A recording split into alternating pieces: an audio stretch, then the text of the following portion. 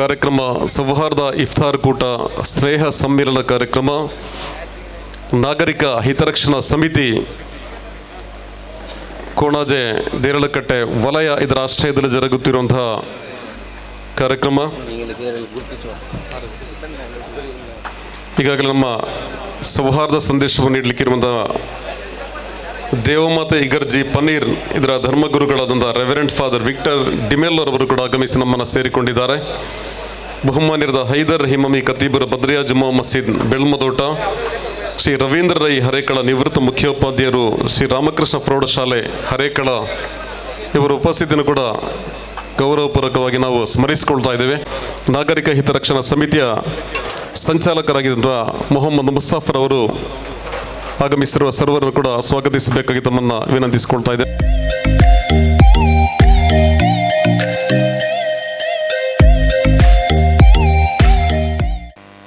ನಾವು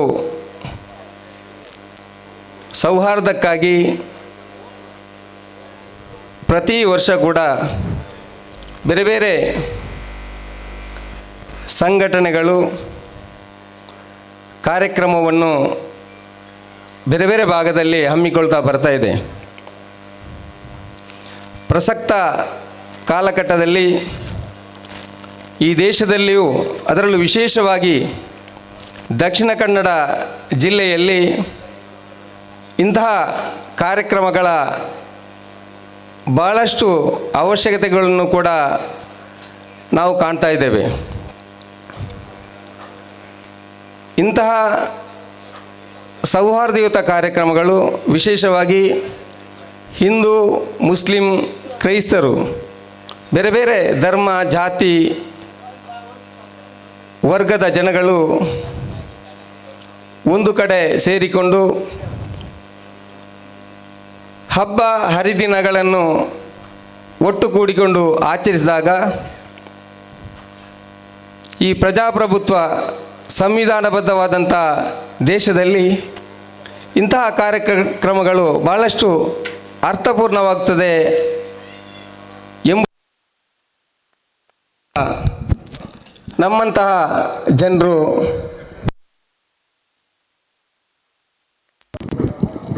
ನಿನ್ನೆ ದಿನ ನಾವು ಮುಡಿಪು ಪ್ರದೇಶದಲ್ಲಿ ನಾಗರಿಕ ಸಮಿತಿ ಮುಡಿಪು ಇವರು ಬಂಧುತ್ವ ಎಂಬ ಕಾರ್ಯಕ್ರಮವನ್ನು ಸೌಹಾರ್ದ ಇಫ್ತಾರ್ ಕೂಟದ ಮೂಲಕ ನಿನ್ನೆ ಅಲ್ಲಿ ಪ್ರಶಾಂತ್ ಕಾಜಾವರಂಥ ನಾಯಕರ ನೇತೃತ್ವದಲ್ಲಿ, ಅವರ ಸಮಿತಿಯವರ ನೇತೃತ್ವದಲ್ಲಿ ಆಚರಿಸಿ ಬಹಳಷ್ಟು ಯಶಸ್ವಿಯನ್ನು ಕೂಡ ಕಂಡಿದ್ದಾರೆ. ಇಂತಹ ಕಾರ್ಯಕ್ರಮಗಳು ಕೇವಲ ಇಫ್ತಾರ್ಗೆ ಮಾತ್ರ ಸೀಮಿತವಾಗಬಾರ್ದು.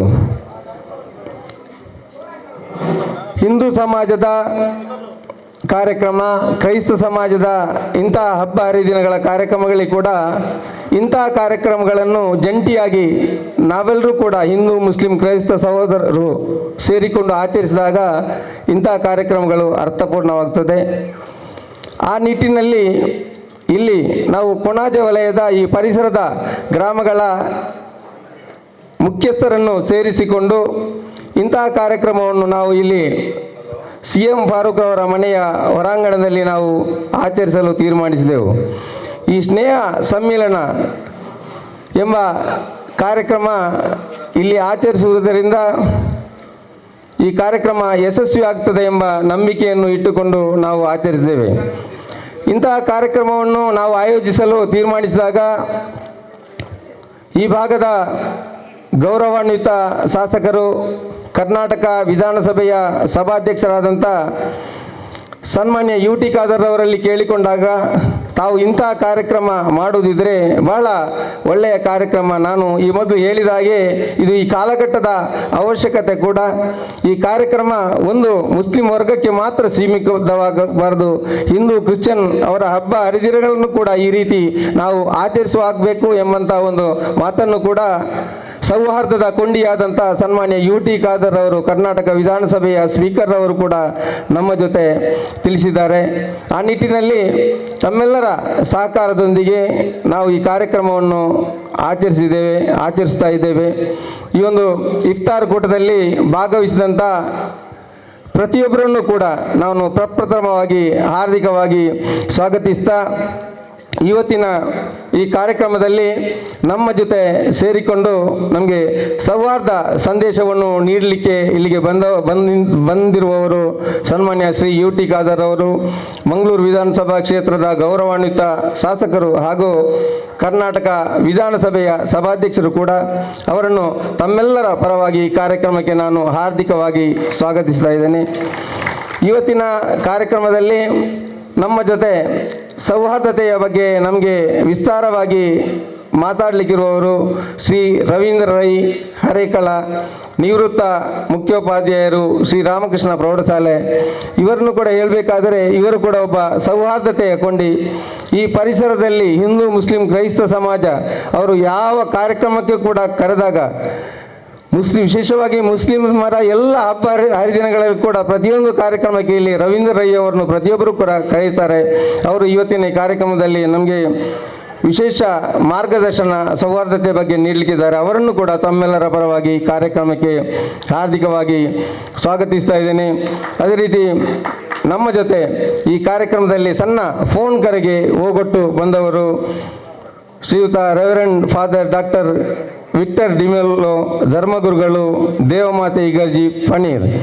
ಇವರು ನಮ್ಮೊಂದು ಸಣ್ಣ ಕರೆಗೆ ಈ ಒಂದು ಕಾರ್ಯಕ್ರಮ ಯಶಸ್ವಿ ಆಗಬೇಕು ಎಂಬ ನಿಟ್ಟಿನಲ್ಲಿ ಅವರು ಒಂದು ಫೋನ್ ಕರೆಗೆ ಆಲ್ವಿನ್ರವ್ರ ಹತ್ರ ಹೇಳಿದ್ದು ಮಾತ್ರ ಆ ಒಂದು ಸಣ್ಣ ಕರೆಗೆ ಹೋಗೊಟ್ಟು ಬಂದಿದ್ದಾರೆ. ಅವರನ್ನು ಕೂಡ ತಮ್ಮೆಲ್ಲರ ಪರವಾಗಿ ನಾನು ಹಾರ್ದಿಕವಾಗಿ ಸ್ವಾಗತಿಸ್ತಾ ಇದ್ದೇನೆ. ವಿಶೇಷವಾಗಿ ಇವತ್ತಿನ ಈ ಕಾರ್ಯಕ್ರಮದಲ್ಲಿ ನಮಗೆ ಸೌಹಾರ್ದತೆಯ ಸಂದೇಶವನ್ನು ನೀಡುವವರು ನನ್ನ ಆತ್ಮೀಯ ಗೆಳೆಯರು, ಸ್ಥಳೀಯ ಬದ್ರಿಯಾ ಜುಮಾ ಮಸೀದಿ ಬೆಲ್ಮದೋಟ ಇದರ ಖತೀಬರಾದಂಥ ಹೈದರ್ ಹಿಮಮಯ್ಯರು. ಅವರನ್ನು ಕೂಡ ಈ ಕಾರ್ಯಕ್ರಮಕ್ಕೆ ಹಾರ್ದಿಕವಾಗಿ ಸ್ವಾಗತಿಸ್ತಾ ಇದ್ದೇನೆ. ಇನ್ನು ಕಾರ್ಯಕ್ರಮ ಆದಷ್ಟು ಬೇಗ ಆರಂಭವಾಗಲಿಕ್ಕೆ ಇದರಿಂದ ಬೇರೆ ಬೇರೆಯವರು ಮಾತಾಡಲಿಕ್ಕೆ ಇರುವುದರಿಂದ ಹೆಚ್ಚಾಗಿ ನಾನು ಸ್ವಾಗತ ಮಾಡೋದಲ್ಲಿ ವೇದಿಕೆಯ ಮುಂಭಾಗದಲ್ಲಿ ಉಪಸ್ಥಿತರಿರುವಂಥ ಪ್ರತಿಯೊಬ್ಬ ಗಣ್ಯರು, ಈಗಾಗಲೇ ನಮ್ಮ ರಜಾಕ್ ಕುಕ್ಕಾಜೆ ಕಾರ್ಯಕ್ರಮ ನಿರೂಪಣೆ ಮಾಡೋರು ಹೆಸರನ್ನು ಹೇಳಿದ್ದಾರೆ. ಆ ಹೆಸರು ಹೇಳಿದವರು, ಹೇಳದೇ ಇರುವವರು ಎಲ್ಲರೂ ಕೂಡ ನಮಗೆ ಇವತ್ತು ಗಣ್ಯರೇ. ತಮ್ಮೆಲ್ಲರನ್ನು ಕೂಡ ಒಂದೇ ವಾಕ್ಯದಲ್ಲಿ ನಾನು ಈ ಸ್ವಾಗತವನ್ನು ಮಾಡುತ್ತಾ ಪ್ರಸ್ತಾವನೆಯೊಂದಿಗೆ ನನ್ನ ಸ್ವಾಗತವನ್ನು ಕೊನೆಗೊಳಿಸುತ್ತೇನೆ. ಜೈ ಹಿಂದ್, ಜೈ ಕರ್ನಾಟಕ. ಅರ್ಥಪೂರ್ಣವಾದ ಕಾರ್ಯಕ್ರಮದಲ್ಲಿ ಪಾಲ್ಗೊಳ್ಳ ಆಗಮಿಸಿರುವ ತಮಗೆಲ್ಲರಿಗೂ ಕೂಡ ಸ್ವಾಗತವನ್ನು ಕೋರ್ತಾ ಮೊಹಮ್ಮದ್ ಮುಸ್ತಫರ್ ಅವರಿಗೆ ತಮಗೂ ಕೂಡ ಕಾರ್ಯಕ್ರಮಕ್ಕೆ ಸ್ವಾಗತವನ್ನು ಕೋರ್ತಾ, ಮುಖ್ಯವಾಗಿ ಈ ಕಾರ್ಯಕ್ರಮದಲ್ಲಿ ನಮಗೆ ವಿಶೇಷವಾದ ಸಹಕಾರ ಸಿಎಂ ಫಾರೂಕ್ ಮತ್ತು ಸಹೋದರದ ಸಿಎಂ ಅಬ್ದುಲ್ ಸತ್ತಾರ್, ಸಿಎಂ ರೌಫ್ ರವರು ಅವರ ವಿಶೇಷವಾಗಿ ಅವರನ್ನು ಸ್ಮರಿಸಿಕೊಳ್ತಾ ಈ ಸಂದರ್ಭದಲ್ಲಿ ಸೌಹಾರ್ದ ಸಂದೇಶವನ್ನು ನೀಡಲಿಕ್ಕಿದ್ದಾರೆ. ನಮ್ಮೊಂದಿಗೆ ಸನ್ಮಾನ್ಯ ಶ್ರೀ ರವೀಂದ್ರ ರೈ ಹರೇಕಳ, ನಿವೃತ್ತ ಮುಖ್ಯೋಪಾಧ್ಯಾಯರು, ಶ್ರೀ ರಾಮಕೃಷ್ಣ ಪ್ರೌಢಶಾಲೆ ಹರೇಕಳ ಇವರನ್ನ ಗೌರವಪೂರ್ವಕವಾಗಿ ಆಹ್ವಾನಿಸ್ತಾ ಇದ್ದೇನೆ ವೇದಿಕೆಗೆ. ಇಂದಿನ ಈ ಒಂದು ಸಂಜೆಯ ಹೊತ್ತಿನಲ್ಲಿ ನಾವೆಲ್ಲರೂ ಸಮಾನ ಮನಸ್ಕರು, ಒಂದೇ ಏಕತಾ ಭಾವನೆಯಿಂದ ಇಲ್ಲಿ ಬಂದು ಸೇರಿದ್ದೇವೆ. ಇದು ನಿಜವಾಗಿಯೂ ಒಂದು ಪುಣ್ಯದ ಕಾರ್ಯ. ಯಾಕೆಂದರೆ ಒಂದು ಮಾತಿದೆ, ಸಂತೋಷಂ ಜನಯತ್ ಪ್ರಾಜ್ಞಾ ತದೇವ ಈಶ್ವರ ಪೂಜನಂ ಅಂತ. ಮನುಕುಲಕ್ಕೆ ಸಂತೋಷವನ್ನು ಕೊಡುವಂತಹ ಎಲ್ಲ ಕಾರ್ಯಕ್ರಮಗಳು ಅದು ದೇವತಾ ಕಾರ್ಯ ಅಂತ. ಆದ ಕಾರಣ ಇಲ್ಲಿ ನಾವೆಲ್ಲರೂ ಒಂದೇ ಮನಸ್ಸಿನಿಂದ ಕೂಡಿಕೊಂಡು ಈ ಬಗ್ಗೆ ನಮ್ಮ ಧರ್ಮ, ನಮ್ಮ ಆಚರಣೆಗಳು ಆಗಿರ್ಬೋದು, ನಮ್ಮ ಕಾರ್ಯವೈಖರಿಗಳಾಗಿರ್ಬೋದು, ಇದರ ಬಗ್ಗೆ ನಾವು ಚಿಂತನೆ ಮಾಡ್ತಕ್ಕಂಥ ಒಂದು ಒಳ್ಳೆಯ ವೇದಿಕೆ. ಇದೊಂದು ಸೌಹಾರ್ದಯುತವಾದಂಥ ಇಫ್ತಾರ್ ಕೂಟ ಅಂತ ನಾವು ಇದನ್ನು ಕರೀತೇವೆ. ಯಾವಾಗಲೂ ಏನು ನಾವು ಚಿಂತನೆ ಮಾಡಬೇಕು ಅಂತಂದರೆ, ಮೊದಲು ನಮ್ಮ ಮನೆಯ ಬಗ್ಗೆ ನಾವು ಚಿಂತನೆಯನ್ನು ಮಾಡಬೇಕು. ಆಮೇಲೆ ನಮ್ಮ ಸಮಾಜದ ಬಗ್ಗೆ ನಮ್ಮ ಚಿಂತನೆ ಇರಬೇಕು. ಆನಂತರ ನಮ್ಮ ದೇಶದ ಬಗ್ಗೆ ನಮಗೆ ಚಿಂತನೆ ಇರಬೇಕು. ಯಾಕೆಂತಂದರೆ ದೇಶದ ಬಗ್ಗೆ ನಾವು ಯಾವತ್ತೂ ಕೂಡ ಅದನ್ನು ಬಿಟ್ಟು ಕೊಡಬಾರ್ದು. ಯಾಕೆ ಅಂತ ಹೇಳಿದರೆ, ಒಂದು ಮಾತಿದೆ, ಜನನೀ ಜನ್ಮಭೂಮಿಷ್ಯ ಸ್ವರ್ಗಾದಪಿ ಗರಿಹಸಿ ಅಂತ. ಜನ್ಮ ಕೊಟ್ಟಂತಹ ತಂದೆ ತಾಯಿಗಳು, ಜೀವನಾಧಾರವಾದಂತಹ ಈ ನಾಡು ಅದು ಸ್ವರ್ಗಕ್ಕಿಂತಲೂ ದೊಡ್ಡದು ಅಂತ. ಈ ಎರಡು ಸೊತ್ತುಗಳನ್ನು ಯಾರು ಮರೆಯುತ್ತಾರೋ ಅವರು ಮನುಷ್ಯರೇ ಅಲ್ಲ, ಅವರಲ್ಲಿ ಮನುಷ್ಯತ್ವವೇ ಇಲ್ಲ ಅಂತಲೇ ಅರ್ಥ. ಆದ ಕಾರಣ ನಾವು ಮೊದಲು ನಮ್ಮ ಜನ್ಮ ಕೊಟ್ಟಂತಹ ತಂದೆ ತಾಯಿಗಳನ್ನು ನಾವು ಯಾವತ್ತೂ ಕೂಡ ಬಿಟ್ಟು ಕೊಡಬಾರ್ದು. ಎರಡನೇದು, ನಮ್ಮ ಈ ಮಾತೃಭೂಮಿಯನ್ನು ನಾವು ಯಾವತ್ತೂ ಕೂಡ ಬಿಟ್ಟು ಕೊಡಬಾರ್ದು. ಇದು ಯಾವಾಗಲೂ ನಮ್ಮ ಮನಸ್ಸಿನಲ್ಲಿ ಇರಬೇಕು, ಅದನ್ನು ನಾವು ನೆನಪಿಟ್ಟುಕೊಳ್ಬೇಕು. ನಮ್ಮ ದೇಶದ ಬಗ್ಗೆ ನಮಗೆ ಅಭಿಮಾನ ಇರಬೇಕು. ಯಾಕೆ ಅಂತ ಹೇಳಿದರೆ, ಇದು ಎಂಥ ದೇಶ ಅಂತ ಹೇಳಿದರೆ ಅದನ್ನು ಹೆಚ್ಚು ಸುದೀರ್ಘವಾಗಿ ಹೇಳಲಿಕ್ಕೆ ಹೋಗುವುದಿಲ್ಲ. ಒಂದು ಸ್ವಲ್ಪ ಕೆಲವೇ ಒಂದೆರಡು ವಾಕ್ಯದಲ್ಲಿ ಮಾತ್ರ ನಾನು ಪ್ರಸ್ತಾಪಿಸಲಿಕ್ಕೆ ಇಷ್ಟಪಡುತ್ತೇನೆ. ಎಂತಂದರೆ, ಋಷಿ ಸದೃಶವಾದಂತಹ ಜೀವನ ನಡೆಸಿದಂತಹ ಈ ಒಂದು ಮಹಾನ್ ತ್ಯಾಗಿಗಳು ಹುಟ್ಟಿದಂತಹ ದೇಶ ಇದು. ಕೇವಲ ಜೀವನ ಮೌಲ್ಯಗಳಿಂದಾಗಿ ಮನುಷ್ಯತ್ವದಿಂದ ದೇವತ್ವಕ್ಕೆ ಇರಬಹುದು ಎನ್ನುವಂತಹ ಒಂದು ನಿದರ್ಶನವನ್ನು ಈ ಜಗತ್ತಿಗೆ ತೋರಿಸಿಕೊಟ್ಟಂಥ ಒಂದು ದೇಶ ಉಂಟು ಅಂತಾದರೆ ಅದು ಭಾರತ ಮಾತ್ರ. ಲೋಕ ಸರ್ವೇ ಸುಖಿನೋ ಭವಂತು ಅಂತ ಹೇಳಿದಂಥ ಒಂದು ದೇಶ ಉಂಟು ಅಂತಾದರೆ ಅದು ಭಾರತ ಮಾತ್ರ. ನಾನು ಮಾತ್ರ ಶಾಂತಿ ನೆಮ್ಮದಿಯಿಂದ ಬದುಕುವುದಲ್ಲ, ಇಡೀ ಪ್ರಪಂಚದ ಜನಗಳೇ ನೆಮ್ಮದಿಯಿಂದ ಬದುಕಬೇಕು ಎನ್ನುವಂಥ ಒಂದು ದಿವ್ಯವಾದಂಥ ಸಂದೇಶವನ್ನು ಕೊಟ್ಟಂಥ ಒಂದು ದೇಶ ಉಂಟು ಅಂತಾದರೆ ಅದು ಭಾರತ ಮಾತ್ರ ಅಲ್ಲದೆ ಎಲ್ಲ ಜಾತಿ ಧರ್ಮ ವರ್ಗದ ಜನಗಳು ಯಾರೇ ಇರಲಿ ಅವರೆಲ್ಲರಿಗೂ ಕೂಡ ಆಶ್ರಯವನ್ನು ಕೊಟ್ಟದ್ದು ಮಾತ್ರ ಅಲ್ಲ, ಅವರನ್ನು ಈ ಸಾಕಿ ಬೆಳೆಸಿದಂತಹ ಒಂದು ನಾಡು ಅಂತಂದರೆ ಅದು ಭಾರತ. ಆದ್ದರಿಂದ ನಮ್ಮ ಸಂಸ್ಕೃತಿಯೇ ಏನು ಅಂತಂದರೆ ವೈವಿಧ್ಯತೆಯಲ್ಲಿ ಏಕತೆಯೇ ನಮ್ಮ ಸಂಸ್ಕೃತಿ. ಇದು ನಮ್ಮ ದೇಶದ ಜೀವನಾಡಿ. ಈ ಜೀವನಾಡಿಗೆ ನಾವು ಯಾವತ್ತೂ ಕೂಡ ಪೆಟ್ಟು ಕೊಡಬಾರ್ದು. ಯಾರು ಈ ಜೀವನಾಡಿಗೆ ಪೆಟ್ಟು ಕೊಡ್ತಾರೋ ಆವಾಗ ದೇಶವೂ ಉಳಿಯುವುದಿಲ್ಲ, ದೇಶದೊಳಗಿರ್ತಕ್ಕಂಥ ಜನಗಳಾದಂಥ ನಾವುಗಳು ಕೂಡ ಉಳಿಯುವುದಕ್ಕೆ ಸಾಧ್ಯ ಇಲ್ಲ ಎನ್ನುವಂತಹ ಒಂದು ಎಚ್ಚರಿಕೆಯ ಮಾತನ್ನು ನಾನು ಈ ಸಂದರ್ಭದಲ್ಲಿ ಈ ಸಮಾಜಕ್ಕೆ ಕೊಡ್ತಾ ಇದ್ದೇನೆ. ಆದ ಕಾರಣ ನಾವು ಏನು ಮಾಡಬೇಕು ಅಂತ ಹೇಳಿದರೆ, ಯಾವುದೇ ಜಾತಿ ಧರ್ಮ ವರ್ಗದ ಜನಗಳೇ ಇರಲಿ, ಪರಸ್ಪರ ಪ್ರೀತಿ ವಿಶ್ವಾಸ ನಂಬಿಕೆಯಿಂದ ನಾವು ಬದುಕಬೇಕಾಗಿದೆ. ಮುಖ್ಯವಾಗಿ ಅದು ಹಿಂದೂ ಮಹಮ್ಮದ್ ಪೈಗಂಬರರು ಏನು ಮಾಡಿದರು ಅಂತ ಹೇಳಿದರೆ, ಅವರು ಒಂದು ಕಾಲದಲ್ಲಿ ಅನಾಚಾರ ಇತ್ತು. ಒಂದು ಕಾಲದಲ್ಲಿ ಜನಗಳಿಗೆ ಅವರು ದುಶ್ಚಟಗಳಿಗೆ ತೊಡಗಿಕೊಂಡು ಅಜ್ಞಾನದಿಂದ ತುಂಬಿ ಹೋಗಿರ್ತಕ್ಕಂಥ ಕಾಲದಲ್ಲಿ ಈ ಮನುಕುಲದಲ್ಲಿ ಈ ಸಮಾಜದಲ್ಲಿ ಜನಗಳಿಗೆ ಬದುಕಲಿಕ್ಕೆ ಸಾಧ್ಯ ಇಲ್ಲ ಎನ್ನುವಂಥ ಒಂದು ದುಸ್ಥಿತಿಗೆ ಬಂದಂತಹ ಕಾಲದಲ್ಲಿ ಮಹಮ್ಮದ್ ಪೈಗಂಬರರು ಏನು ಮಾಡಿದರು ಅಂತಂದರೆ, ಎಲ್ಲ ಜನಗಳನ್ನು ಸೇರಿ ಜೀವನ ಮೌಲ್ಯಗಳ ಆದರ್ಶವನ್ನು ಅವರಿಗೆ ತೋರಿಸಿಕೊಟ್ರು. ಅವರಿಗೊಂದು ದಾರಿದೀಪ, ಅವರಿಗೊಂದು ದಾರಿ ತೋರಿಸಿಕೊಟ್ರು. ಅವರು ಅದನ್ನು ಆ ಕಾಲದ ಜನಗಳು ಅವರನ್ನು ನಂಬಿದರು. ಆ ಕಾಲಗಳು ಅವರ ಅನುಯಾಯಿಗಳಾದರು. ಅದು ಮತ ಆಯಿತು, ಅದು ಇಸ್ಲಾಂ ಮತ ಅಂತ ನಾವು ಅದನ್ನು ಹೇಳುತ್ತೇವೆ. ಅದೇ ರೀತಿಯಲ್ಲಿ ಯೇಸು ಕ್ರೈಸ್ತರು ಏನು ಮಾಡಿದರು ಅಂದರೆ, ಪ್ರೀತಿಯ ಸಂದೇಶವನ್ನು ಕೊಟ್ಟರು. ನೆರೆಕರೆಯವರನ್ನು ನಾವು ಪ್ರೀತಿಸಬೇಕು, ಬಂಧು ಜನಗಳನ್ನು ನಾವು ಪ್ರೀತಿಸಬೇಕು, ಇನ್ನೊಬ್ಬರಿಗೆ ನಾವು ಅನ್ಯಾಯ ಮಾಡಬಾರ್ದು, ಇನ್ನೊಬ್ಬರ ಕಷ್ಟದಲ್ಲಿ ನಾವು ಭಾಗಿಯಾಗಬೇಕು. ಅಂತಹ ಒಂದು ಏನು ಮನುಷ್ಯತ್ವದ ಪಾಠ ಏನಿದೆ ಅದನ್ನು ಅವರು ಬೋಧನೆ ಮಾಡಿದರು. ನಮ್ಮ ಹಿಂದೂ ಧರ್ಮ ಏನು ಹೇಳಿತು ಅಂದರೆ, ವಸುದೈವ ಕುಟುಂಬಕಂ ಅಂತ ಹೇಳಿತು. ಇಡೀ ಜಗತ್ತೇ ನಮ್ಮ ಕುಟುಂಬ.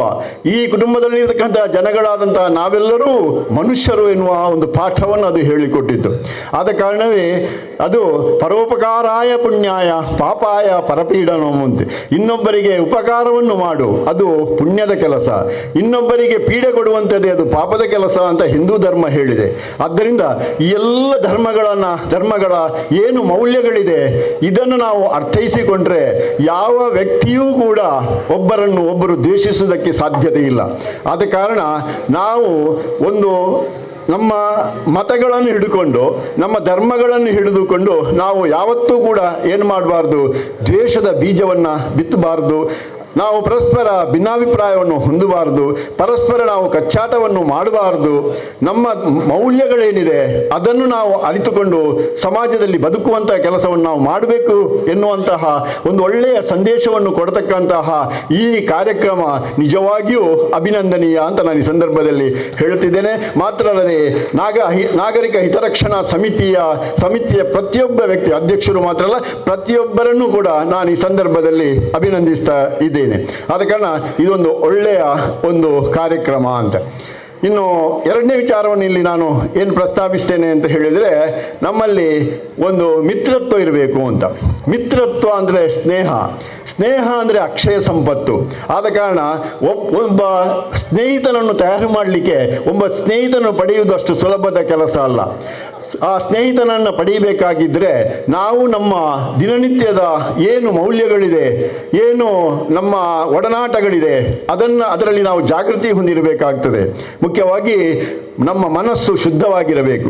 ನಮ್ಮ ಹಿರಿಯರು ಒಂದು ಹೇಳಿಕೊಂಡಂತ ಬಂದಂಥ ಒಂದು ಮಾತು ನಾವು ಯಾವಾಗಲೂ ನೆನಪಿನಲ್ಲಿಟ್ಟುಕೊಳ್ಬೇಕು. ಮಾತಿನ ಹಿಂದೆ ಒಳ್ಳೆಯ ಮನಸ್ಸಿರಬೇಕು ಅಂತ. ಯಾರ ಮಾತಿನ ಹಿಂದೆ ಒಳ್ಳೆಯ ಮನಸ್ಸಿರುವುದಿಲ್ಲವೋ ಯಾವ ಕೂಟ ಮಾಡಿದರೂ ಕೂಡ ಅದು ಪ್ರಯೋಜನಕ್ಕೆ ಬರುವುದಿಲ್ಲ. ನಾವು ಒಂದಾಗುವುದಕ್ಕೆ ಸಾಧ್ಯ ಇಲ್ಲ.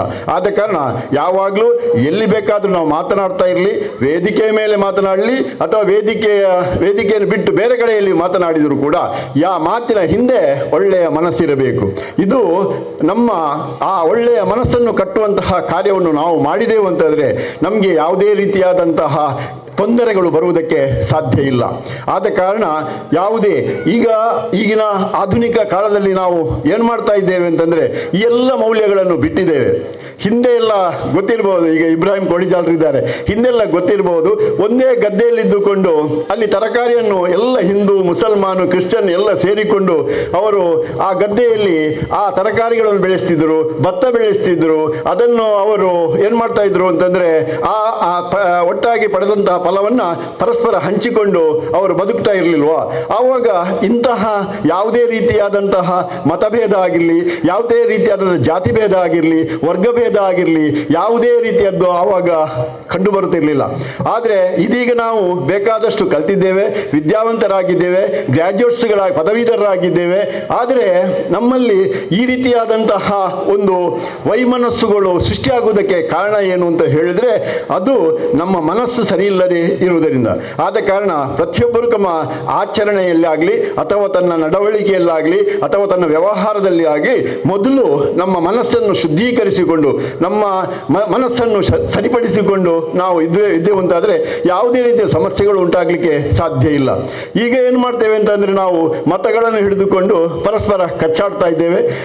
ಮತಗಳನ್ನು ಹಿಡಿದುಕೊಂಡು ಮಾತ್ರ ಕಚ್ಚಾಡೋದಿಲ್ಲ, ಬಣ್ಣವನ್ನು ಹಿಡಿದುಕೊಂಡು ಕೂಡ ನಾವು ಕಚ್ಚಾಡ್ತೇವೆ. ನೋಡಿ ಬಣ್ಣಗಳು ಎಷ್ಟು, ಆ ಬಣ್ಣಗಳ ಇದು ನೋಡಿದರೆ ನಮ್ಮ ಕೇಸರಿ ಬಣ್ಣ ಇದೆ, ಅದು ತ್ಯಾಗದ ಸಂಕೇತ. ಹಸಿರು ಬಣ್ಣ ಇದೆ, ಅದು ಪರಿಶ್ರಮದ ಸಂಕೇತ. ಅದೇ ನಮ್ಮ ಬಿಳಿ ಬಣ್ಣ ಇದೆ, ಅದು ಸ್ವಚ್ಛತೆಯ ಸಂಕೇತ. ಅದು ಏನು ಸಂದೇಶ ಕೊಟ್ಟಿದೆ ಈ ನಾಡಿನ ಜನಗಳಿಗೆ ಅಂತಂದರೆ ನಾವು ಯಾವಾಗಲೂ ತ್ಯಾಗಮಯಿಗಳಾಗಿರಬೇಕು. ನಮ್ಮ ವ್ಯವಹಾರದಲ್ಲಿ ನಾವು ಪರಿಶುದ್ಧತೆಯನ್ನು ಕಾಪಾಡಿಕೊಳ್ಬೇಕು. ನಾವು ನಿತ್ಯ ನಿರಂತರ ಪರಿಶ್ರಮ ಪಡಬೇಕು. ನಮ್ಮ ಈ ದೇಶವನ್ನು ಹಚ್ಚ ಹಸುರನ್ನಾಗಿಡಬೇಕು. ನಾವು ಆಲಸ್ಯ ಹೊಂದಿರಬಾರ್ದು, ನಾವು ದುಡಿಮೆಗಾರರಾಗಿರಬೇಕು. ಇಂತಹ ಸಂದೇಶ ಕೊಡುವಂತಹ ಬಣ್ಣಗಳನ್ನು ನಾವು ಏನು ಮಾಡ್ತೇವೆ, ಆ ಜಾತಿಯ ಬಣ್ಣ ಈ ಜಾತಿಯ ಬಣ್ಣ ಅಂತ ಹಿಡ್ಕೊಂಡು ಕಚ್ಚಾಟ ಮಾಡುವಂಥ ಇದಕ್ಕೂ ಕೂಡ ನಾವು ಹೋಗ್ತಾ ಇದ್ದೇವೆ. ಅದೆಲ್ಲ ಆಗಬಾರ್ದು. ಅದರ ಹಿಂದೆ ಇರ್ತಕ್ಕಂಥ ಏನು ಸಂದೇಶ ಇದೆ, ಮತಗಳ ಹಿಂದೆ ಏನು ಸಂದೇಶ ಇದೆ, ಮತ ಯಾವ ಧರ್ಮವಾಗಲಿ ಯಾರನ್ನೂ ಕೂಡ ಅದರಲ್ಲಿ ವೈಮನಸ್ಸಿಲ್ಲ.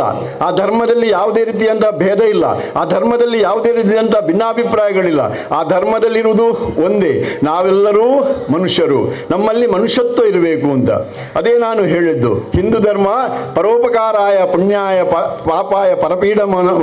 ಪಾಪಾಯ ಪರಪೀಡನಂ ಅಂತ ಹಿಂದೂ ಧರ್ಮ ಹೇಳಿದರೆ, ಇಸ್ಲಾಂ ಧರ್ಮ ಏನು ಹೇಳಿದೆ ಅಂತಂದರೆ ತಾನೂ ಹಸಿಬಾರ್ದು, ಇನ್ನೊಬ್ಬರಿಗೆ ಹಸಿವನ್ನುಂಟು ಮಾಡಬಾರ್ದು, ತಾನು ಸಂಪಾದಿಸಿದ ಸಂಪತ್ತಿನಲ್ಲಿ ನಾವು ಇನ್ನೊಬ್ಬರಿಗೆ ಅದನ್ನು ದಾನ ಮಾಡಬೇಕು ಅಂತ ಇಸ್ಲಾಂ ಧರ್ಮ ಹೇಳಿದೆ.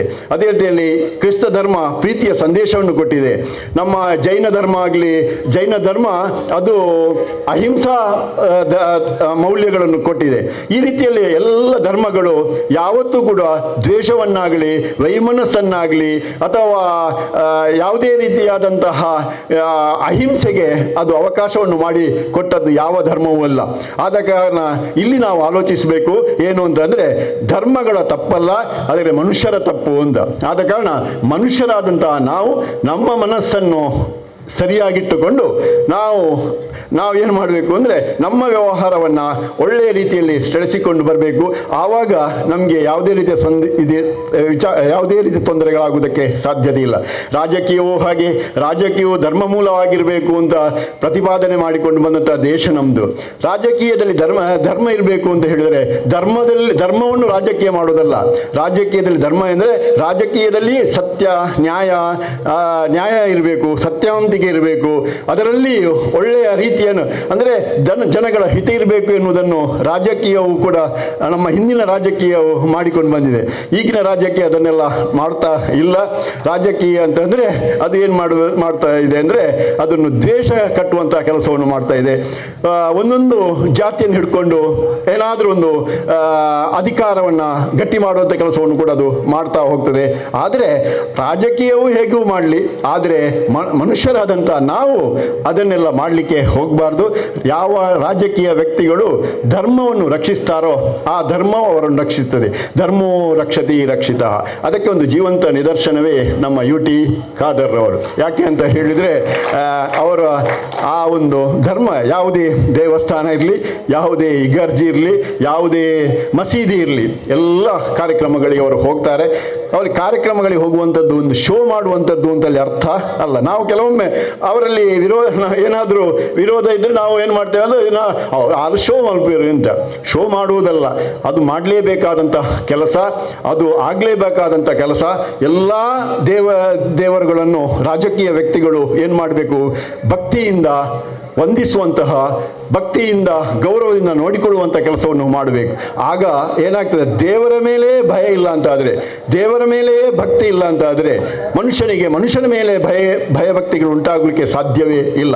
ಆದ ಕಾರಣ ನಾವೆಲ್ಲರೂ ಕೂಡ ದೇವರ ಮೇಲೆ ಸರಿಯಾದಂಥ ನಂಬಿಕೆಯನ್ನು ಇಟ್ಟುಕೊಳ್ಳುವ, ಅದೇ ರೀತಿಯಲ್ಲಿ ಜಾತಿಗಳ ಮಧ್ಯೆ ಪ್ರೀತಿ ವಿಶ್ವಾಸವನ್ನು ಉಂಟು ಮಾಡುವಂಥ ಕೆಲಸವನ್ನು ಮಾಡಿಕೊಳ್ಳುವ, ಅದರೊಟ್ಟಿಗೆ ನಮ್ಮ ನೆಲವನ್ನು ಪ್ರೀತಿಸ್ತಕ್ಕಂಥ ಕೆಲಸವನ್ನು ಮಾಡುವ. ಯಾವುದೇ ಧರ್ಮ ಆಗಿರಲಿ, ಹಿಂದೂ ಧರ್ಮ ಆಗಲಿ, ಎಲ್ಲ ಕ್ರಿಶ್ಚಿಯನ್ ಧರ್ಮ ಆಗಲಿ, ಮುಸಲ್ಮಾನ್ ಧರ್ಮ ಆಗಲಿ, ಎಲ್ಲ ಧರ್ಮಗಳಲ್ಲಿ ನಾವು ಇದ್ದುಕೊಂಡು ನಮ್ಮ ಧರ್ಮದ ಆಚರಣೆಗಳನ್ನು ಮಾಡಿಕೊಳ್ಳುವ. ಆದರೆ ಯಾವತ್ತೂ ಕೂಡ ಇನ್ನೊಂದು ಧರ್ಮವನ್ನು ದ್ವೇಷಿಸ್ತಕ್ಕಂತಹ, ಇನ್ನೊಂದು ಧರ್ಮದ ಬಗ್ಗೆ ಹೀನಾಯವಾದಂಥ ಮಾತನಾಡುವಂಥ ಯಾವುದೇ ಕೆಲಸವನ್ನು ನಾವು ಮಾಡಬಾರ್ದು. ಅದರ ಬದಲಾಗಿ ಇನ್ನೊಂದು ಧರ್ಮವನ್ನು ನಾವು ಪ್ರೀತಿಸುವಂತಹ, ಗೌರವಿಸುವಂಥ ಕೆಲಸವನ್ನು ಮಾಡಿದರೆ ಈ ಇಫ್ತಾರ್ ಕೂಟವು ಏನು ಸಂದೇಶವನ್ನು ಕೊಡ್ತದೋ ಅದು ನಿಜವಾದ ಸಂದೇಶ ಆಗ್ತದೆ. ಆ ಮೂಲಕ ನಾವೆಲ್ಲರೂ ಒಟ್ಟಾಗಿ ಮುಂದಿನ ದಿನಗಳಲ್ಲಿ ಹಿಂದಿನ ಏನು ಪರಂಪರೆ ಇದೆ ಅದನ್ನು ಉಳಿಸಿಕೊಂಡು ಬೆಳೆಸಿಕೊಂಡು ಬರುವ, ಜಾತಿಗಳ ಮಧ್ಯೆ, ಧರ್ಮಗಳ ಮಧ್ಯೆ, ವರ್ಗಗಳ ಮಧ್ಯೆ ಪ್ರೀತಿ ವಿಶ್ವಾಸ ಸಹಕಾರವನ್ನು ಬೆಳೆಸಿಕೊಂಡು ಮನುಷ್ಯತ್ವವನ್ನು ಬೆಳೆಸುವಂತಹ ಕೆಲಸವನ್ನು ಮಾಡುವ. ಆವಾಗ ನಮಗೆ ದೇವರ ಅನುಗ್ರಹ ಖಂಡಿತ ಪ್ರಾಪ್ತಿಯಾಗ್ತದೆ ಎನ್ನುವಂಥ ಮಾತಿನೊಂದಿಗೆ ನನ್ನ ಈ ಶುಭ ಹಾರೈಕೆಯನ್ನು ಇಲ್ಲಿಗೆ ಮುಕ್ತಾಯಗೊಳಿಸಿದ್ದೇನೆ. ಅವಕಾಶ ಮಾಡಿಕೊಟ್ಟಂಥ ತಮಗೆಲ್ಲರಿಗೂ ಕೂಡ ಧನ್ಯವಾದವನ್ನು ಸಲ್ಲಿಸ್ತೇನೆ. ಶ್ರೀ ರವೀಂದ್ರ ರೈ ಹರೇಕಳ ನಿವೃತ್ತ ಮುಖ್ಯೋಪಾಧ್ಯಾಯರು ಶ್ರೀ ರಾಮಕೃಷ್ಣ ಪ್ರೌಢಶಾಲೆ ಹರೇಕಳ ಇವರಿಗೆ ಧನ್ಯವಾದಗಳು. ರೆವರೆಂಟ್ ಫಾದರ್ ವಿಕ್ಟರ್ ಡಿಮೆಲ್ಲೋ ಧರ್ಮಗುರುಗಳು ದೇವಮಾತಾ ಇಗರ್ಜಿ ಪನೀರ್ ಚರ್ಚ್ ತಮ್ಮನ್ನ ಗೌರವಪೂರ್ವಕವಾಗಿ ಆಹ್ವಾನಿಸ್ತಾ ಇದ್ದೇನೆ.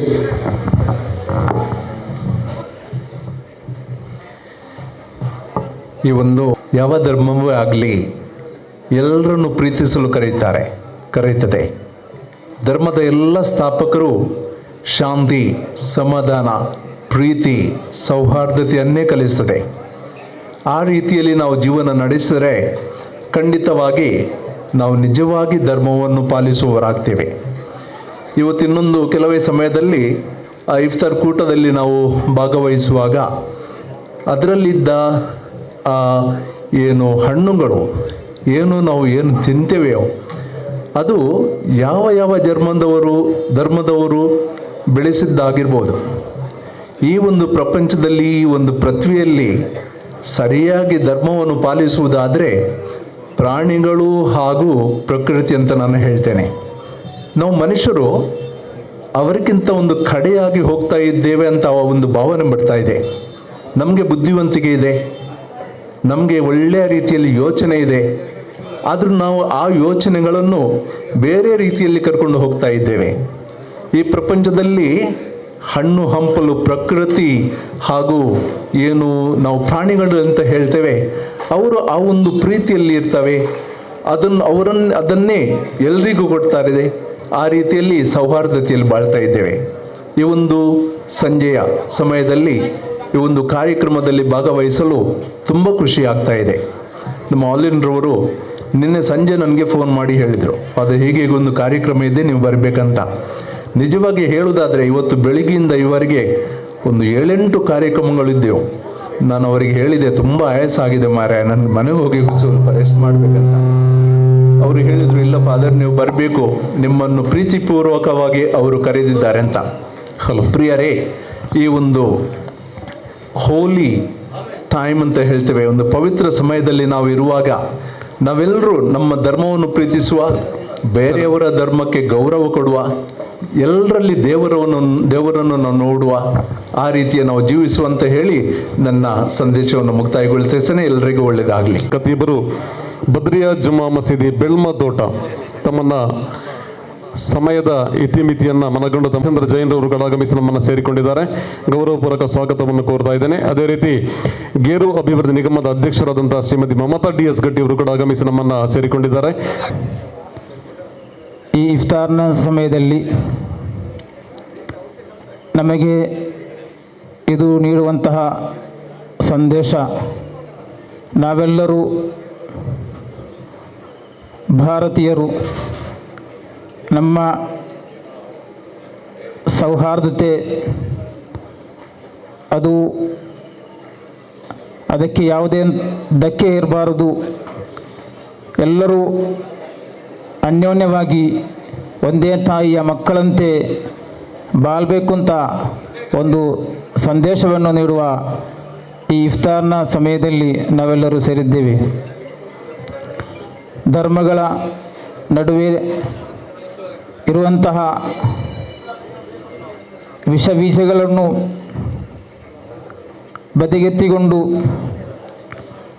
ನಾವೆಲ್ಲರೂ ಒಂದೇ ತಾಯಿಯ ಮಕ್ಕಳಂತೆ ಬಾಳುವ ಪವಿತ್ರ ಕುರಾನ್ ಹೇಳ್ತದೆ, ವಲಕದ್ ಕರ್ರಮ್ನ ಬನಿ ಆದಮ್,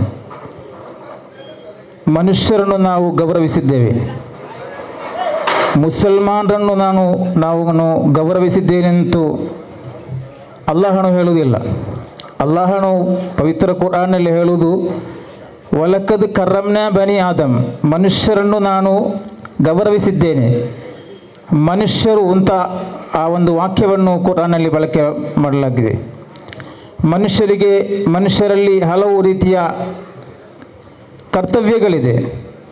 ಆ ಕರ್ತವ್ಯಗಳನ್ನು ಸರಿಯಾದ ರೀತಿಯಲ್ಲಿ ಪೂರೈಸಿದಲ್ಲಿ ಮಾತ್ರ ನಾವೊಂದು ಮನುಷ್ಯರಾಗ್ತೇವೆ ಅಂತ ಈ ಸಂದರ್ಭದಲ್ಲಿ ಹೇಳಲು ನಾನು ಬಯಸ್ತಾ ಇದ್ದೇನೆ. ನನ್ನ ಆತ್ಮೀಯರೇ, ನಾನು ಒಂದು ಮಾತನ್ನು ಹೇಳಿ ಈ ಸಮಯದಲ್ಲಿ ಕೊನೆಗೊಳಿಸ್ತಾ ಇದ್ದೇನೆ. ಸಮಯದ ಅಭಾವ ಇದೆ, ಆದರೂ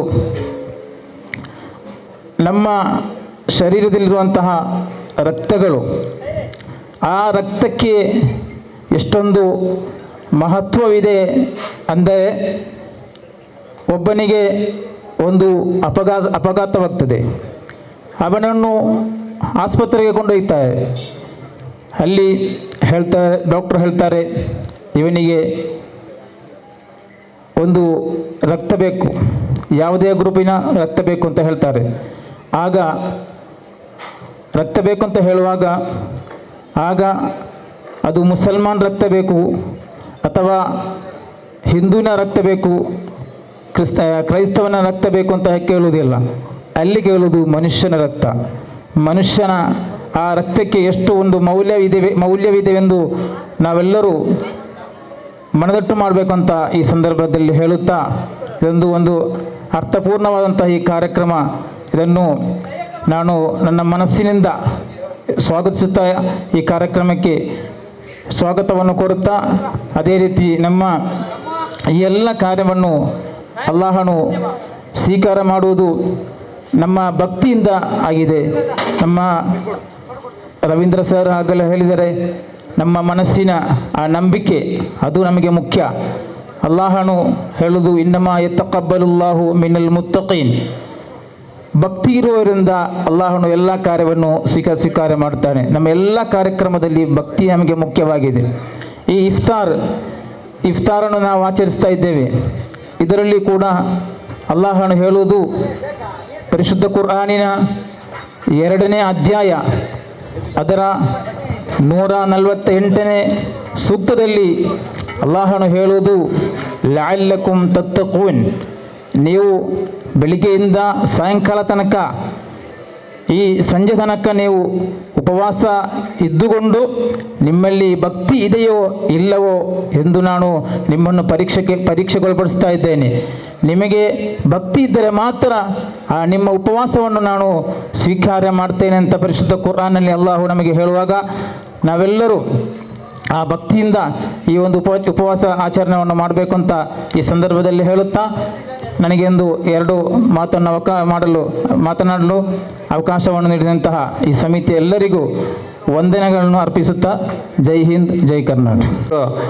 ಸರ್ಕಾರದ ವಿಧಾನಸಭೆಯ ಸಭಾಧ್ಯಕ್ಷರು, ನಮ್ಮೆಲ್ಲರ ನಾಯಕರು, ಈ ಭಾಗದ ಗೌರವಾನ್ವಿತ ಶಾಸಕರಾದ ಸನ್ಮಾನ್ಯ UT ಖಾದರ್ ಅವರು ಸಂದೇಶವನ್ನು ನೀಡಲಿಕ್ಕಿದ್ದಾರೆ. ನಮ್ಮೊಂದಿಗೆ ವಿಧಾನ ಪರಿಷತ್ನ ಸದಸ್ಯರಾದ ಗೌರವಾನ್ವಿತ ಹರೀಶ್ ಕುಮಾರ್ ಅವರು ಕೂಡ ಇದ್ದಾರೆ. ಅವರ ಉಪಸ್ಥಿತಿಯನ್ನು ಗೌರವಿಸಿಕೊಳ್ತಾ ಇದ್ದೇನೆ.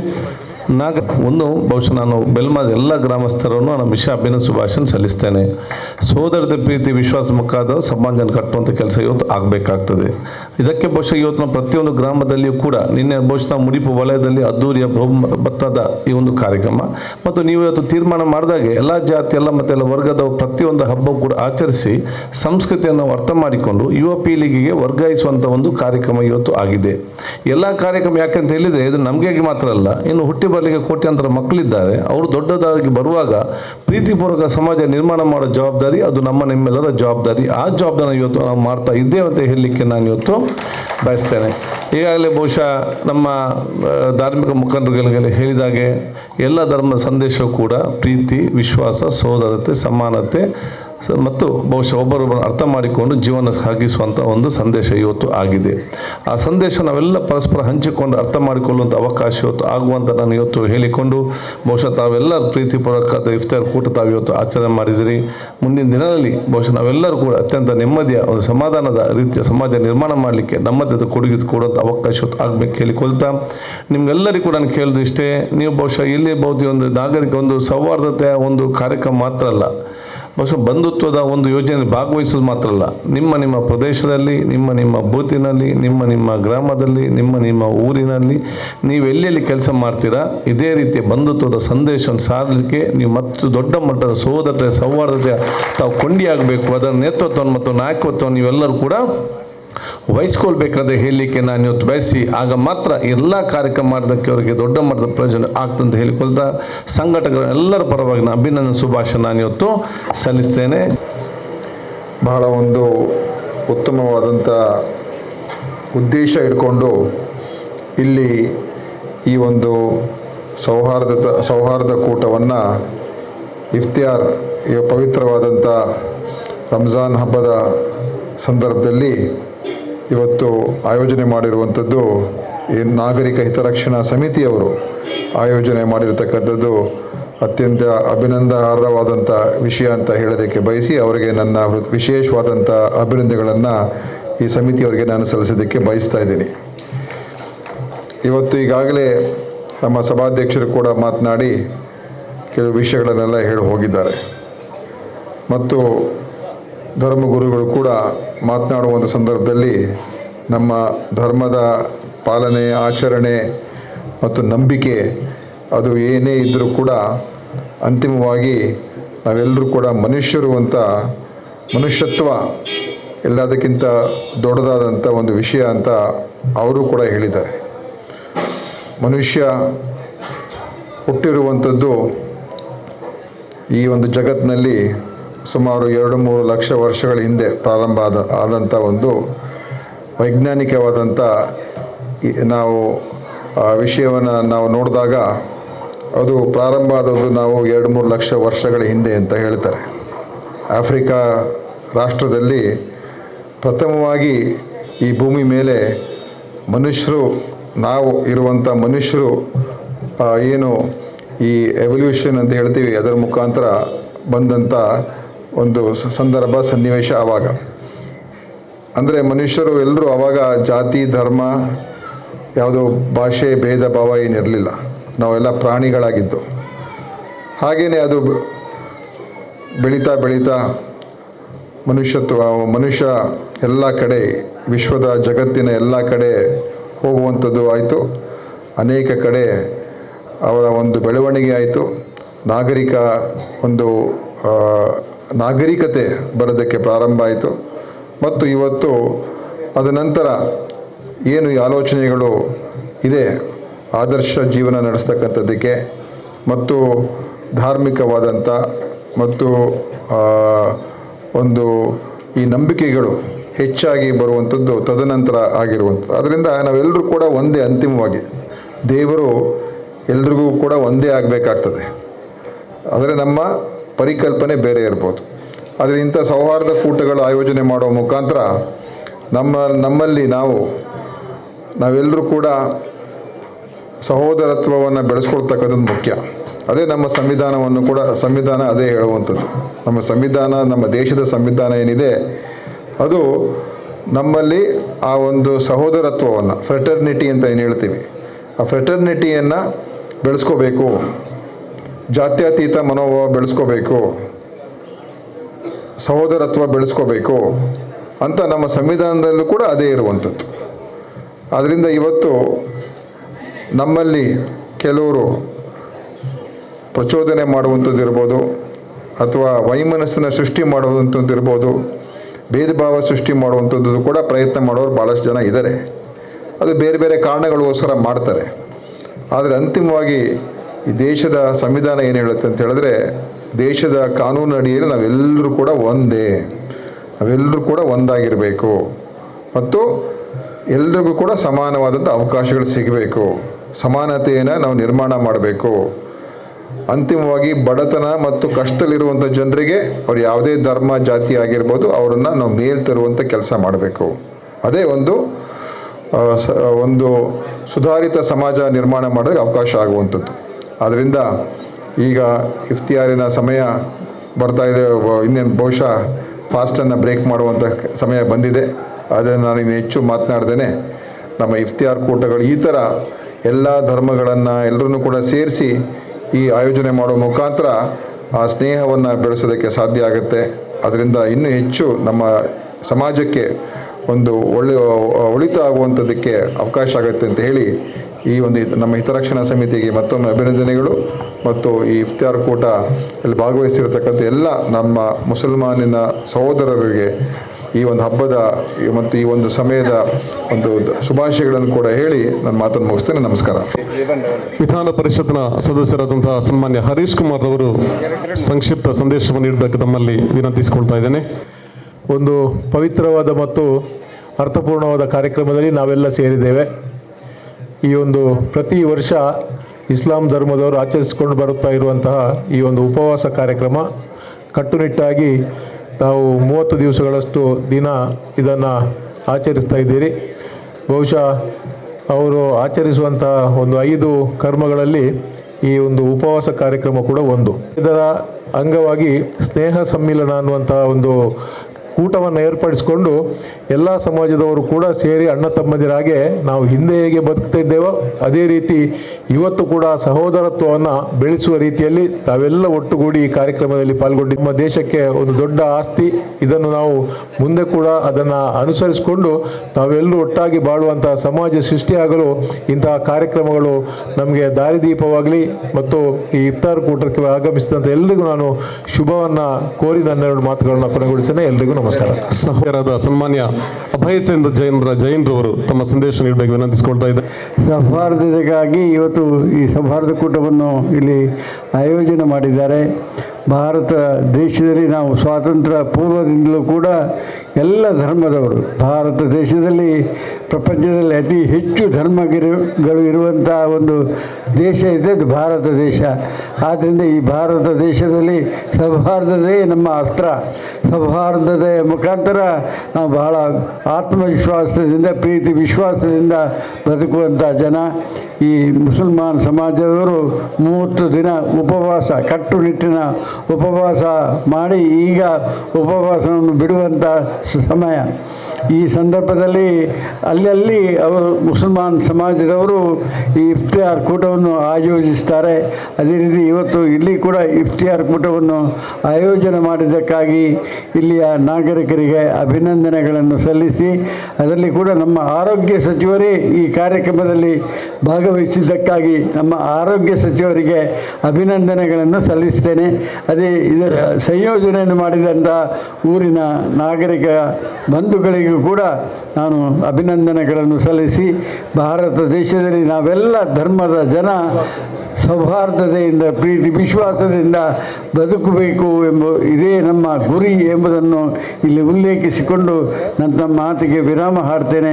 ಜೈ ಹಿಂದ್, ಜೈ ಕರ್ನಾಟಕ. ಸಂದೇಶವನ್ನು ಕೊಟ್ಟಂತಹ ಮಾಜಿ ಸಚಿವರು ಹಿರಿಯರ ಅಭಯಚಂದ್ರ ಜೈನ್ ಅವರಿಗೆ ಧನ್ಯವಾದಗಳು. ಮುಂದೆ ಮಾತರಿಗಳ ನಮಸ್ಕಾರ. ಒಂದು ವಿಶೇಷವಾದ ಕಾರ್ಯಕ್ರಮದಲ್ಲಿ ನಾವೆಲ್ಲ ಸೇರಿದ್ದೇವೆ. ವಿಶೇಷವಾಗಿ ಈ ಭಾಗದ ನಾಯಕರನ್ನು ನಾನು ಈ ಸಂದರ್ಭದಲ್ಲಿ ನೆನವರಿಕೆ ಮಾಡಲಿಕ್ಕೆ ಇಷ್ಟಪಡ್ತಾ ಇದ್ದೇನೆ. ಈ ಮಣ್ಣಿನ ಗುಣನೋ ಏನೋ ಗೊತ್ತಿಲ್ಲ, ಇವತ್ತು ರಾಜ್ಯದ ಪ್ರಪ್ರಥಮ ಅಲ್ಪಸಂಖ್ಯಾತ ಸಮುದಾಯದಿಂದ ರಾಜ್ಯದ ಸಭಾಧ್ಯಕ್ಷರಾಗಿ ಆ ಸ್ಥಾನದಲ್ಲಿ ಕೂತು ಆ ಸ್ಥಾನಕ್ಕೆ ನ್ಯಾಯವನ್ನು ಒದಗಿಸುವಂಥ ಕೆಲಸವನ್ನು ಮಾಡ್ತಿದ್ದಾರೆ. ಇಡೀ ರಾಜ್ಯದ ಸೌಹಾರ್ದತೆಯ ಕೊಂಡಿಯಾಗಿ, ಇಡೀ ರಾಜ್ಯದ ಸೌಹಾರ್ದತೆಯ ಶಾಂತಿಯ ರಾಯಭಾರಿಯಾಗಿ ಅವರು ಕೆಲಸ ಮಾಡ್ತಿದ್ದಾರೆ. ನಿಮ್ಮೆಲ್ಲರ ಸೌಭಾಗ್ಯ, ನಮ್ಮ ಸೌಭಾಗ್ಯ, ಈ ಮಣ್ಣಿನ ಗುಣ ಅಂತ ನಾನು ಹೇಳಲಿಕ್ಕೆ ಇಷ್ಟಪಡ್ತಾ ಇದ್ದೇನೆ. ಅವರ ಸಮ್ಮುಖದಲ್ಲಿ ಎಲ್ಲರನ್ನ ಸೇರಿಸುವಂಥ ಕೆಲಸ, ಎಲ್ಲ ಜಾತಿ, ಎಲ್ಲ ಧರ್ಮ, ಎಲ್ಲ ವರ್ಗದವರಿಗೆ ಒಂದು ಸಂದೇಶವನ್ನು ಕೊಡ್ತಾ ಎಲ್ಲ ದೇವಾಲಯಗಳಿಗೆ, ಚರ್ಚ್ಗಳಿಗೆ, ಮಸೀದಿಗಳಿಗೆ, ಬಸದಿಗಳಿಗೆ ಭೇಟಿ ಕೊಡ್ತಾ ಎಲ್ಲರನ್ನ ಸಮಾನರಾಗಿ ಕಾಣುವಂಥ ಆ ನಾಯಕರು ಇವತ್ತು ನಮಗೆಲ್ಲ ಒಂದು ಸಂದೇಶವನ್ನು ಕೊಟ್ಟಿದ್ದಾರೆ. ಅದೇ ರೀತಿ ಇವತ್ತು ಯಾವ ರೀತಿ ಈ ಇಫ್ತಿಯಾರ್ ಕೂಟವನ್ನು ನಾವು ಮಾಡಿದ್ದೇವೆ, ಈಗ ತಾನೇ ಅವರು ವೇದಿಕೆಯಿಂದ ಒಂದು ಮಾತನ್ನು ಹೇಳೋದ್ರು. ಬೇರೆ ಬೇರೆ ಧರ್ಮದವರ ಆ ಹಬ್ಬಗಳಲ್ಲಿ ಎಲ್ಲರೂ ಭಾಗಿಯಾಗುವ ಕೆಲಸವನ್ನು ಮುಂದಿನ ದಿನಗಳಲ್ಲಿ ನಾವು ಮಾಡಬೇಕು ಅನ್ನೋ ವಿಚಾರವನ್ನು ಕೂಡ ಇಲ್ಲಿ ಹೇಳಿದ್ರು. ಖಂಡಿತವಾಗಿಯೂ ಇವತ್ತು ಜಿಜ್ಞಾಸೆ ಇರುವಂಥದ್ದು ಏನಂತಾದರೆ, ಯಾವ ಧರ್ಮದ ಪ್ರತಿಪಾದನೆ ಏನು ಅನ್ನೋದು ನಮಗೆ ಗೊತ್ತಿಲ್ಲದೆ ನಾವು ಕೆಲವು ಅಪಪ್ರಚಾರದ ವಿಚಾರವನ್ನು ಮಾತಾಡ್ತೇವೆ. ಆ ಅಪಪ್ರಚಾರವನ್ನು ಬಿಟ್ಟು ಎಲ್ಲ ಧರ್ಮದ ವಿಚಾರವನ್ನು ತಿಳ್ಕೊಳ್ಳುವಂಥ ಕೆಲಸ ಮುಂದಿನ ದಿನಗಳಲ್ಲಿ ನಮ್ಮ ಧರ್ಮಗುರುಗಳು ಮಾಡಲಿ ಅನ್ನೋ ವಿಚಾರವನ್ನು ಹೇಳ್ತಾ ಎಲ್ಲರಿಗೂ ಪವಿತ್ರ ರಂಜಾನ್ ತಿಂಗಳಿನ ಶುಭಾಶಯಗಳನ್ನು ಕೋರ್ತಾ ನನ್ನ ಮಾತನ್ನ ಮುಗಿಸ್ತೀನಿ. ಜೈ ಹಿಂದ್, ಜೈ ಕರ್ನಾಟಕ, ಜೈ ತುಳುನಾಡು.